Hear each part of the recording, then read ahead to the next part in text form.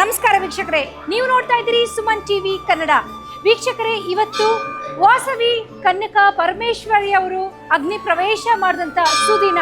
ಈ ಒಂದು ಸಂದರ್ಭದಲ್ಲಿ ಆರ್ಯ ವೈಶ್ಯ ಸಮುದಾಯದವರು ಎಲ್ಲರೂ ಸೇರಿ ಈ ಒಂದು ದಿನವನ್ನ ಬಹಳಷ್ಟು ಸಂಭ್ರಮದಿಂದ ಆಚರಣೆ ಮಾಡ್ತಾರೆ. ಹಾಗಿದ್ರೆ ಬನ್ನಿ, ಈ ದೇವಸ್ಥಾನದಲ್ಲಿ ಯಾವ ರೀತಿಯ ಕನ್ಯಕಾ ಪರಮೇಶ್ವರಿಯ ಈ ದಿನವನ್ನ ಆಚರಣೆ ಮಾಡ್ತಾರೆ ಅಂತ ಹೇಳಿ ನಾವು ನಿಮ್ಗೆ ತೋರಿಸ್ತೇವೆ.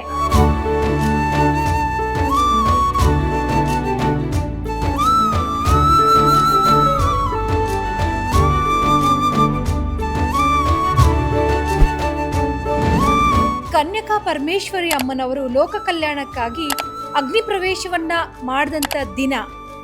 ಈ ಒಂದು ದಿನವನ್ನ ಬಹಳಷ್ಟು ವೈಭವದಿಂದ ಸಡಗರದಿಂದ ಆಚರಣೆ ಮಾಡ್ತಾರೆ. ಬನ್ನಿ, ನಮ್ಮ ಹೆಣ್ಮಕ್ಕಳನ್ನ ಕೇಳೋಣ ಈ ಒಂದು ದಿನದ ವಿಶೇಷತೆ ಬಗ್ಗೆ. ಮೇಡಮ್, ಏನು ಹೇಳ್ತೀರಿ ತಾವು?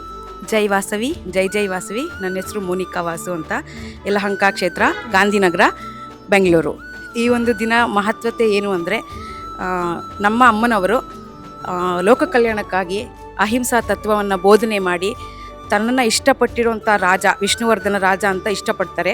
ಆದರೆ ಬೇರೆ ವರ್ಗದಿಂದ ಬಂದಿರುವಂಥ ರಾಜನ ಮದುವೆ ಆಗಲು ಇಷ್ಟ ಇಲ್ಲದೆ ಆ ತಾಯಿ ಆತ್ಮಾರ್ಪಣೆ ಮಾಡಿಕೊಂಡು ಲೋಕಕ್ಕೆಲ್ಲನೂ ಅಹಿಂಸಾ ತತ್ವವನ್ನು ಬೋಧನೆ ಮಾಡಿ ವಿಶ್ವರೂಪ ದರ್ಶನವನ್ನು ನೀಡ್ತಾರೆ.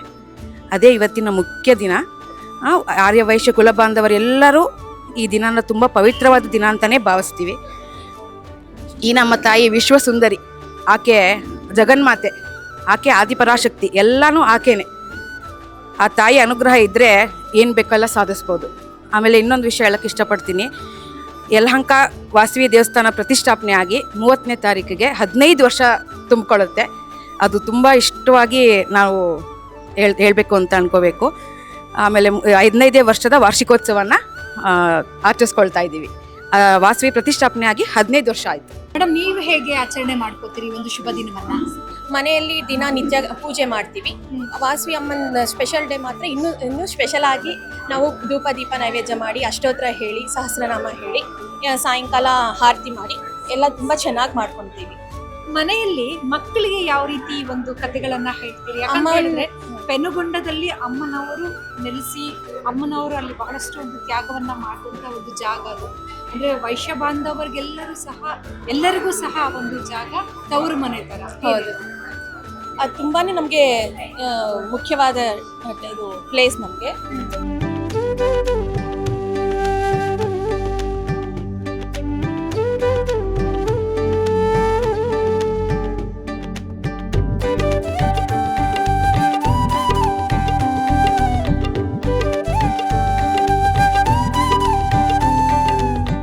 ಒಂದು ದಿನ ನಮ್ಮ ಅಮ್ಮನವರು ನಮಗೆ ವಿಶ್ವರೂಪವನ್ನು ತೋರಿಸಿದ ದಿನ. ನಮಗೆ ನಮ್ಮ ಹೇಗೆ ಬಾಳ್ಬೇಕು, ಹೇಗೆ ಸೌಹಾರ್ದತೆಯಿಂದ ಶಾಂತಿಯಿಂದ ಬದುಕಬೇಕು, ಬಾಳ್ಬೇಕು, ಒಬ್ಬರನ್ನೊಬ್ಬರು ಹೇಗೆ ಇದು ಮಾಡ್ಕೋಬೇಕು ಅನ್ನೋದನ್ನ ತಿಳಿಸಿದ ದಿನ. ನಾನೇ ನಮ್ಮ ಕುಲದೇವತೆ, ನಿಮ್ಮ ಕುಲದೇವತೆ ಆಗಿ ನೆಲೆಸ್ತೀನಿ, ನಿಮ್ಮನ್ನೆಲ್ಲ ಕಾಪಾಡ್ತೀನಿ ಅಂತ ಹೇಳಿದ ದಿನ ಇದು. ನಮ್ಮ ಆರ್ಯವೈಶ್ಯ ಸಮುದಾಯದಲ್ಲಿ 102 ಗೋತ್ರಗಳಿದೆ. 102 ಗೋತ್ರದವ್ರು ಮಾತ್ರ ತಾಯಿ ಜೊತೆ ಆತ್ಮಸಮರ್ಪಣೆ ಮಾಡಿಕೊಂಡ್ರು ಈ ದಿನ. ಹಾಗಾಗಿ ಆ 102 ಗೋತ್ರದವ್ರು ಮಾತ್ರ ಈ ದಿನ ನಾವು ಇದನ್ನ ಅಗ್ನಿ ಪ್ರವೇಶದ ದಿನ ಅಮ್ಮನವ್ರನ್ನ ಆಚರಣೆ ಮಾಡ್ತೀವಿ. ಅಮ್ಮನವ್ರು ಮೇಡಮ್, ಮನೆಯಲ್ಲಿ ಯಾವ ರೀತಿ ಆಚರಣೆ ಮಾಡ್ತೀವಿ? ದೇವಸ್ಥಾನದಲ್ಲಿ ಹೋಮ, ಹವನ, ಪೂಜೆ, ಭಜನೆ ಎಲ್ಲ ಇರ್ತದೆ. ಹಾಗೇನೆ ಮನೆಗಳಲ್ಲಿ ನೀವು ಯಾವ ರೀತಿ ಆಚರಣೆ? ಮನೆಯಲ್ಲಿ ನಾವು ಎಲ್ಲರಿಗೂ ಒಳ್ಳೇದಾಗ್ಲಿ ಅಂತ ಅಂದ್ಬಿಟ್ಟು ದೇವರಿಗೆ ತುಪ್ಪ ದೀಪ ಹಚ್ಚಿ ವಾಸವಿ ಮಾತೆನ ಬೇಡ್ಕೊಂಡು ಎಲ್ಲರಿಗೂ ಒಳ್ಳೇದಾಗ್ಲಿ ಅಂತ ಅಂದ್ಬಿಟ್ಟು ಪೂಜೆ ಮಾಡ್ತೀವಿ. ಪೆನುಗೊಂಡಕ್ಕೆ ಹೋಗಿದ್ರೆ ತಾವು? ಹೋಗಿ ಬಂದಿದ್ದೀವಿ. ತುಂಬ ಚೆನ್ನಾಗಿದೆ ದೇವರಲ್ಲಿ. ವಾಸವಿ ಮಾತ ತುಂಬಾ ಚೆನ್ನಾಗಿದೆ. ಎಲ್ಲರಿಗೂ ಆರೋಗ್ಯ ಐಶ್ವರ್ಯ ಎಲ್ಲ ಕೊಟ್ಟು ಕಾಪಾಡಲಿ ಅಂತ ಬೇಡ್ಕೊಳ್ತೀವಿ. ಅಲ್ಲಿ ಪೆನೆಗೊಂಡಲ್ಲಿ ಇನ್ನೊಂದು ವಿಶೇಷ ಅಂದ್ರೆ ದಂಪತಿಗಳು ಪೂಜೆ ಮಾಡಿಸ್ತಾರೆ. ಅಲ್ಲಿ ದಂಪತಿಗಳು ಪೂಜೆ ಮಾಡಿಸಿ ಅಲ್ಲಿ ಅಮ್ಮನವ್ರ ವಿಗ್ರಹ ಕೊಟ್ಟು ನಮಗೆ ಸಿಹಿ ಅಡುಗೆ ಮಾಡಿ ಬಡಿಸ್ತಾರೆ. ಅಲ್ಲಿ ವಿಶೇಷ ಅದು ದಂಪತಿಗಳ ಪೂಜೆ. ಅಲ್ಲಿ ವಿಗ್ರಹ ಮನೆಗೆ ತಂದು ನಾವು ಅದನ್ನ ಪೂಜೆ ಮಾಡ್ತೀವಿ. ರಾಜ ಬಂದ್ಬಿಟ್ಟು ವಿಷ್ಣುವರ್ಧನ್ ರಾಜ. ಅವರು ಈ ವಾಸವಿ ಇದನ್ನ ಮಹಿಮೆಗಳನ್ನೆಲ್ಲ ಕೇಳಿ ಅವ್ರಿಗೆ ಆಮೇಲೆ ನೋಡ್ತಾರೆ. ಒಂದ್ಸಲಿ ಅಕಸ್ಮಾತ್ ನೋಡಿದಾಗ ಅವ್ರಿಗೆ ತುಂಬ ಇಷ್ಟ ಆಗುತ್ತೆ. ಆವಾಗ ವಾಸವಿ ಇದು ಅವರ ತಂದೆಗೆ ಹೇಳಿ ಕಳಿಸ್ತಾರೆ, ಈ ಥರ ನಿಮ್ಮ ಹುಡುಗಿನ ನಾವು ಮದುವೆ ಮಾಡ್ಕೊತೀವಿ. ಆದರೆ ಆಕೆ ಯಾವಾಗ್ಲೂ ಶಿವನ ಧ್ಯಾನದಲ್ಲೇ ಇರ್ತಾಯಿದ್ರು. ಆಮೇಲೆ ವಿಷ್ಣುವರ್ಧನ ಮಹಾರಾಜನ ಮದುವೆ ಮಾಡ್ಕೊಳ್ಳಿಕ್ಕೆ ಇಷ್ಟಪಡಲ್ಲ. ಅದಕ್ಕೆ ಬಲವಂತವಾಗಾದರೂ ಮಾಡ್ಕೋಬೇಕು ಅಂತ ಹೇಳ್ಬಿಟ್ಟು ವಿಷ್ಣುವರ್ಧನ ಮಹಾರಾಜ ಡಿಸೈಡ್ ಮಾಡ್ತಾರೆ. ಡಿಸೈಡ್ ಮಾಡಿದಾಗ ಇದು ನಮ್ಮ ವಂಶನೂ ಇದು ಕಾಪಾಡ್ಕೋಬೇಕು, ಜನರಿಗೆಲ್ಲ ಹಿಂಸೆ ಆಗತ್ತಲ್ವಾ, ಹಿಂಸಾಕಾರಕರಿಗೆ ಮದುವೆ ಮಾಡ್ಕೊಂಡು ಹೊರಟೋಗ್ಬಿಟ್ರೆ ಅದಕ್ಕೋಸ್ಕರ ಆಕೆ ಏನು ಮಾಡ್ತಾರೆ, ನಾವು ಇದ್ದರೆ ತಾನೇ ಬಂದು ನಮ್ಮನ್ನು ಹಿಂಸೆ ಮಾಡಿ ಮದುವೆ ಮಾಡ್ಕೊಂಡೋಗಿ ನಮ್ಮ ಜನರನ್ನೆಲ್ಲ ಹಿಂಸೆ ಆಗತ್ತೆ ಅಂತ ಹೇಳ್ಬಿಟ್ಟು ಆಕೆ ಏನು ಮಾಡ್ತಾಳೆ, ತನ್ನನ್ನು ತಾನು ಬಲಿ ಕೊಟ್ಬಿಡೋಣ ಅಂತ ಹೇಳ್ಬಿಟ್ಟು ಯೋಚನೆ ಮಾಡಿಬಿಟ್ಟು ಯಾರ್ಯಾರು ಒಂದು ದೊಡ್ಡ ಸಭೆ ಮಾಡಿದಾಗ ಯಾರ್ಯಾರು ಇಷ್ಟಪಡ್ತಾರೋ ನಮ್ಮ ಜೊತೆ ಬರಲಿಕ್ಕೆ 102 ಗೋತ್ರದವರು ಅವ್ರ ಜೊತೆ ದಂಪತಿಗಳ ಸಮೇತ ಬಂದು ಅವರ ಜೊತೆ ಅಗ್ನಿ ಪ್ರವೇಶ ಮಾಡ್ತಾರೆ. ಮಾಡಿದ್ರೆ ಅಂದರೆ ಎಲ್ಲರೂ ಕೈಲಾಸಕ್ಕೆ ಹೋಗ್ತಾರೆ ಅಂತ ಹೇಳ್ಬಿಟ್ಟು ಒಂದು ಇದಿದೆ, ಚರಿತ್ರೆ ಇದೆ, ಇತಿಹಾಸ ಇದೆ.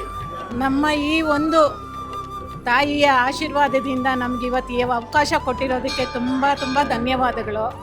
ಈ ತಾಯಿದು ಎಷ್ಟು ಹೇಳಿದ್ರೂ ಸಾಕಾಗಲ್ಲ, ಎಷ್ಟು ಹೊಗಳಿದ್ರೂ ಸಾಕಾಗಲ್ಲ. ಆ ತಾಯಿ ಆಶೀರ್ವಾದದಿಂದ ನಾವು ಇಷ್ಟೆಲ್ಲ ನಡ್ಸ್ಕೊಂಡು ಬರ್ತಾ ಇದ್ದೀವಿ.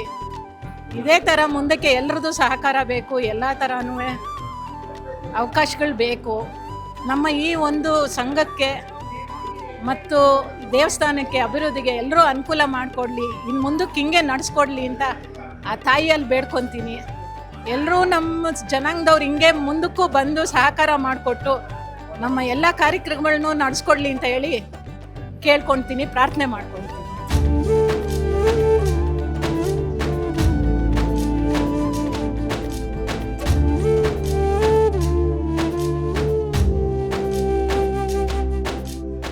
ಯಲಹಂಕದ ಆರ್ಯವೈಶ್ಯ ವತಿಯಿಂದ ಈ ದಿನ ಶ್ರೀ ಕನ್ನಿಕಾ ಪರಮೇಶ್ವರಿ ಅಮ್ಮನವರ ವಿಶ್ವರೂಪ ದರ್ಶನವನ್ನು ನಾವು ಇಲ್ಲಿ ನಮ್ಮ ಸಮುದಾಯದಿಂದ, ವೈಶ್ಯ ಸಮುದಾಯದಿಂದ ಎಲ್ಲ ನಮ್ಮ ಕುಲಬಾಂಧವರು ಮತ್ತು ಬಂಧು ಮಿತ್ರರು ಮತ್ತು ಸಾರ್ವಜನಿಕವಾಗಿ ನಾವೆಲ್ಲ ಕಾರ್ಯಕ್ರಮಗಳನ್ನು ಹಮ್ಮಿಕೊಂಡು ಈ ದಿನ ವಿಶೇಷ ಪೂಜೆ ಪುಣ್ಯಾಹ ನಡೀತು. ಅದಾದಮೇಲೆ ಗಣಹೋಮ ನಡೆಯುತ್ತೆ, ವಾಸವಿ ಅಮ್ಮನವರ ಆತ್ಮಾರ್ಪಣೆದಾಗುತ್ತೆ. ಅದಾದಮೇಲೆ ಮಹಾಮಂಗಳಾರತಿ ಮತ್ತು ಪ್ರಸಾದ ವಿನಿಯೋಗ ಇರುತ್ತೆ. ಈ ಆತ್ಮಾರ್ಪಣೆಯನ್ನು 15ನೇ ವರ್ಷದ ಪ್ರಯುಕ್ತವಾಗಿ ನಾವು ಈ ದಿನ ಆರಂಭಿಸಿ ಪ್ರತಿಯೊಂದು ಕಾರ್ಯಕ್ರಮಗಳನ್ನು ವಿಜೃಂಭಣೆಯಾಗಿ ಮಾಡಿ ಪ್ರತಿಯೊಂದು ಕಾರ್ಯಕ್ರಮಗಳಿಗೂ ಪ್ರತಿಯೊಬ್ಬರಿಗೂ ಆಹ್ವಾನ ಕೊಟ್ಟು ನಮ್ಮ ವೃತ್ತಿಗಳಿಗೆಲ್ಲ ನಾವು ಅರ್ಧ ದಿನ ರಜಾ ಮಾಡಿ ಈ ದಿನ ನಾವು ಈ ಕಾರ್ಯಕ್ರಮವನ್ನು ಹಮ್ಮಿಕೊಂಡಿದ್ದೀವಿ. ಪ್ರತಿ ವರ್ಷ ಆ ಅಮ್ಮನವರ ಜ್ಞಾಪಕಾರ್ಥವಾಗಿ ಪ್ರತಿ ವರ್ಷವೂ ಈ ಆತ್ಮಾರ್ಪಣೆ ಕಾರ್ಯಕ್ರಮ ನಡ್ಕೊಂಡಿರ್ತೀವಿ. ಇದೇ ಕುಲಬಾಂಧವರೆಲ್ಲರೂ ಬರಬೇಕು.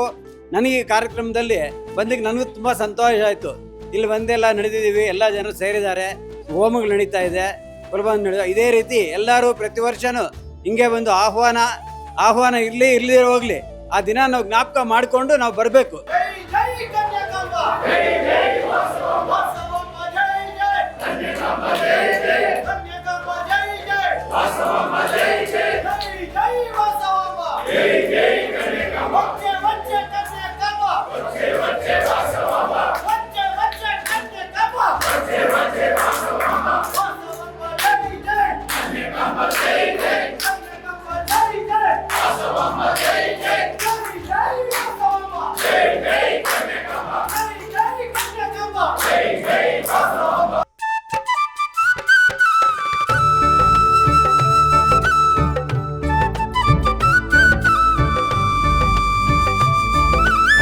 ಶ್ರೀ ವಾಸವಿ ಕನ್ನಿಕಾ ಪರಮೇಶ್ವರಿ ಮಹಾದಿವ್ಯ ಸನ್ನಿಧಿಯಲ್ಲಿ ಮಂಗಳವಾರ ಮತ್ತು ಹಾಗೂ ಶುಕ್ರವಾರಗಳು ರಾಹುಕಾಲದಲ್ಲಿ ವಿಶೇಷವಾದ ಪೂಜೆ ಇರುತ್ತದೆ.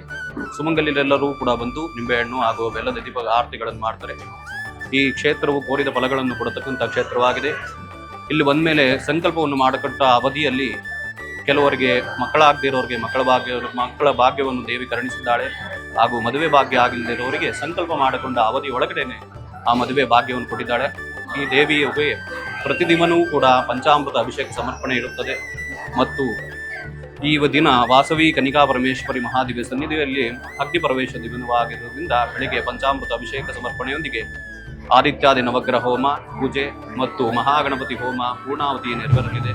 ಆದಷ್ಟು ಕೂಡ ಭಕ್ತಾದಿಗಳೆಲ್ಲರೂ ಸಕಾಲಕ್ಕೆ ಆಗಮಿಸಿ ಮತ್ತು ಪ್ರತಿದಿನವೂ ಈ ದೇವಾಲಯಕ್ಕೆ ಆಗಮಿಸಿ ಭಗವತಿಯನ್ನು ದರ್ಶಿಸಿ ಪುನೀತರಾಗಬೇಕಾಗಿ ಆಡಳಿತ ಮಂಡಳಿ ಪರವಾಗಿ ಕಳಕಳಿಯ ಪ್ರಾರ್ಥನೆ.